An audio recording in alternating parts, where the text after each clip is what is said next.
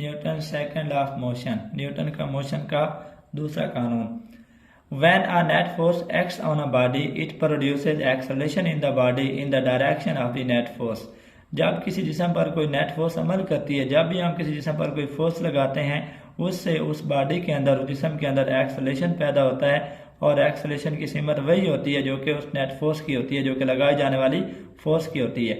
The magnitude of this acceleration, उस acceleration की जो मैग्नीट्यूड है वो डायरेक्टली प्रोपोर्शन होती है नेट फोर्स जो कि उस बॉडी पर अमल कर रही है, और इनवर्सली प्रोपोर्शन होती है उसके मास की।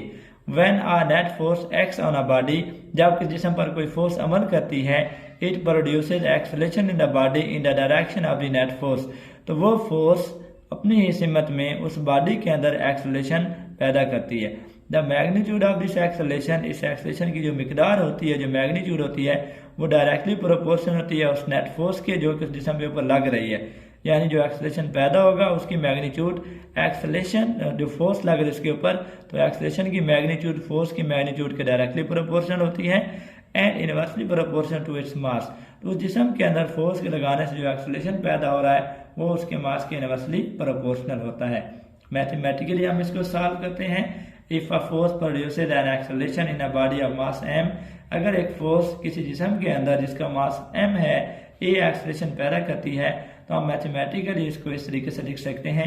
इन mathematical form we can write as, इस कानून के मुताबिक हम जानते हैं कि जो फोर्स लगाई जा रही है उसके लगाने से एक्सेलेरेशन पैदा होता है, तो वो जो एक्सेलेरेशन पैदा होता है वो फोर्स के डायरेक्टली प्रोपोर्शनल होता है और मास के इनवर्सली प्रोपोर्शनल होता है। डायरेक्टली प्रोपोर्शनल का मतलब ये है कि अगर हम किसी जिस्म पर फोर्स ज़्यादा लगाते हैं तो वो ज़्यादा एक्सेलरेट करता है, उसके अंदर एक्सेलरेशन भी ज़्यादा पैदा होता है।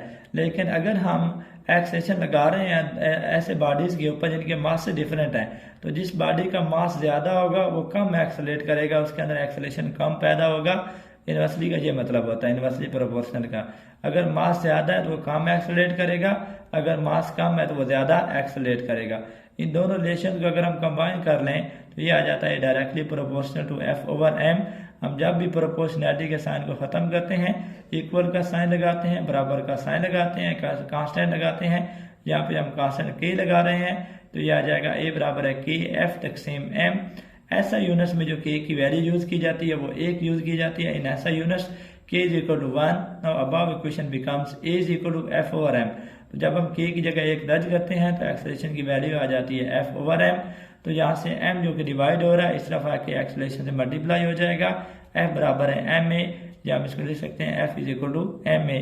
ये मैथमेटिकल फॉर्म है न्यूटन के सेकंड ऑफ मोशन की, जिसमें हमने पढ़ा कि जब भी किसी जिस्म के ऊपर कोई फोर्स लगती है तो उसमें उसी फोर्स की सिमत में एक्सेलरेशन पैदा होता है।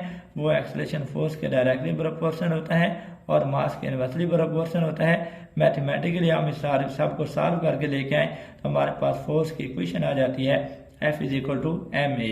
अब हमें इन 3 चीज़ों में से अगर कोई 2 चीज़ें मालूम हो, हमें गिवन हो, हम तीसरी चीज़ मालूम कर सकते हैं।